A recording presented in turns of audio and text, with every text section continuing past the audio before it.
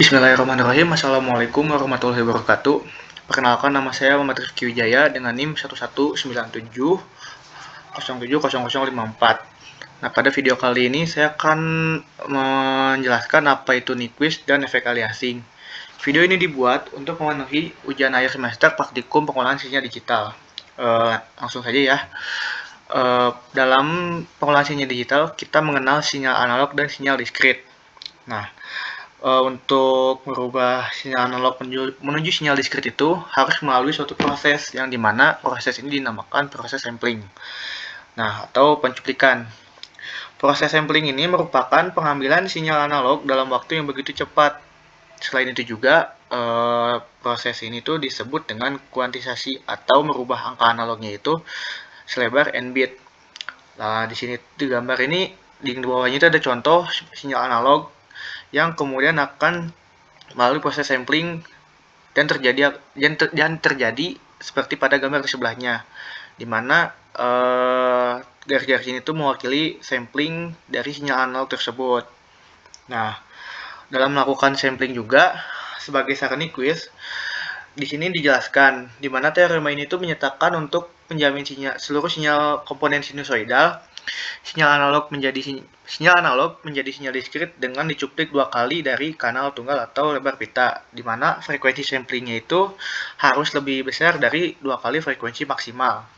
Apabila tidak terpenuhi, maka akan terjadi efek aliasing. Nah, efek aliasing itu apa? Nah, seperti pada gambar, efek aliasing itu seperti ini dicontohkan. Jadi ada 2 sinyal, di mana yang atas ini merupakan sinyal aslinya dan di bawah ini merupakan efek aliasing, sinyal yang terkena efek aliasing. Nah, efek aliasing itu terjadi bila teorema Nyquist ini tidak terpenuhi gitu. Jadi yang dimaksud dengan efek aliasing itu di mana fenomena ini tuh terjadi akibat 2 sinyal atau lebih yang berbeda tapi tidak dapat dibedakan.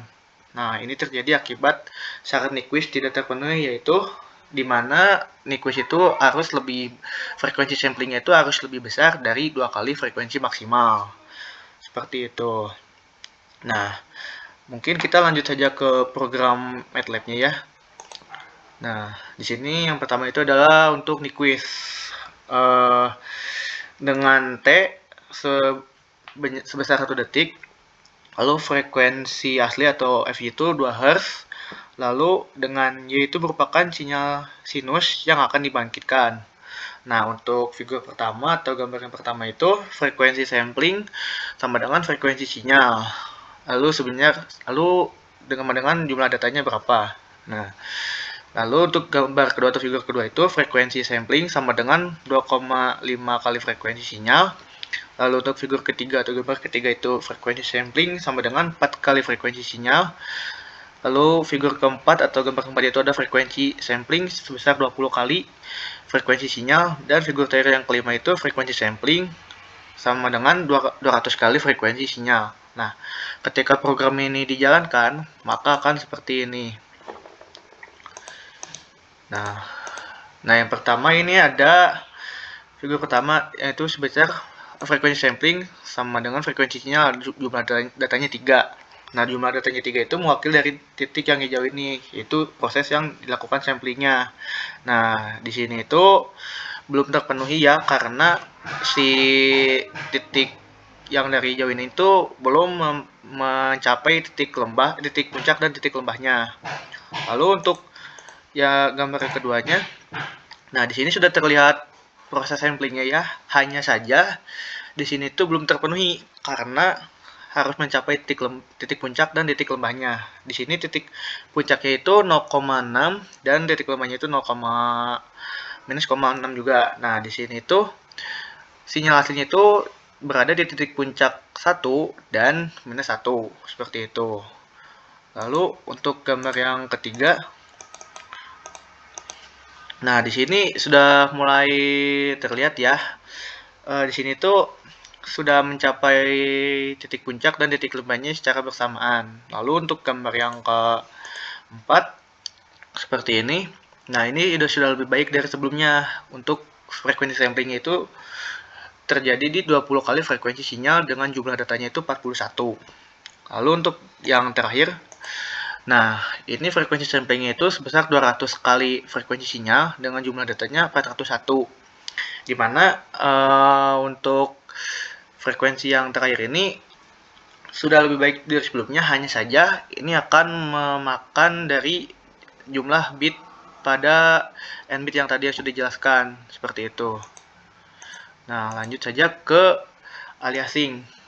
Nah, untuk aliasing ini ketika dijalankan yaitu frekuensi sinyalnya, frekuensi sampling itu sebesar 20 Hz, lalu frekuensi satunya sebesar 1, frekuensi 2 sebesar 2, frekuensi 3 sebesar 5, frekuensi 4-nya sebesar 10, dan frekuensi 5 15, frekuensi 6 18, dan frekuensi 7-nya sebesar 19 Hz. Nah, ketika dijalankan itu maka akan seperti ini. Nah, seperti ini ya. Dimana ini tuh efek aliasing apabila teorema Nyquist-nya itu tidak terpenuhi, di mana frekuensi sampling itu sebesar 20 Hz. Dimana sinyalnya di sini sangat sulit untuk dibedakan ya. Dimana untuk frekuensi 1 Hz ini yang berwarna biru, ini mulai dari titik menuju titik puncak dan titik lembahnya itu berada di titik 1 dan minus 1. Lalu untuk frekuensi yang 19 Hz ini berada di titik di bawah, berada di titik puncaknya berada di bawah atau berada di lembah. Berada dari lembah dulu baru ke titik puncaknya. Nah, ini tidak terpenuhi juga ya, karena tidak tercapai teorema Nyquist-nya itu, yaitu sebesar frekuensi sampling itu harus lebih besar dari 2 kali frekuensi maksimal. Seperti itu. Lalu di sini ada 2 Hz yang berwarna hijau ini, lalu untuk yang di bawah itu frekuensi sebesar 18 Hz. Nah, di sini juga tidak terpenuhi. Secara berturut-turut itu berkurang dari frekuensi yang dimau itu sebesar 20 Hz. Seperti itu. Nah, mungkin cukup sekian ya video dari saya. Mohon maaf apabila banyak kekurangan dalam pembuatan video ini. Akhirul kalam, wabillahi taufiq wal hidayah. Wassalamualaikum warahmatullahi wabarakatuh.